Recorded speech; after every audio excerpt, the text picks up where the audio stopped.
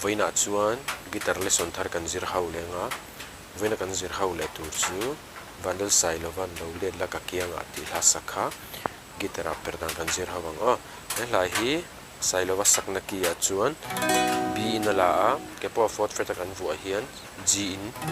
kan play thei bar chord tel lo khan chuan hemi ke po nei lo tan po khan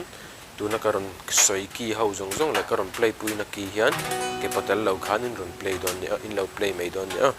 sang a c hiama d minor a e minor a minor b minor ti pon me the chuan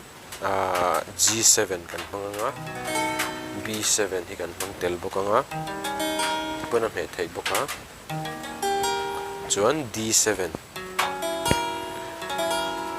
khang ki ho ka kan mang don ni ten kan stramang down down up down up down down down up ti khana down down up down up down down down up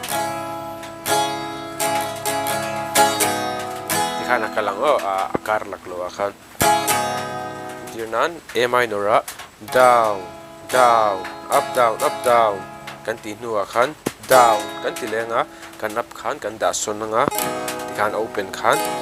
kha kan thai chawanga chun sia kan lu tang down down up down down up down down ti hala kalanga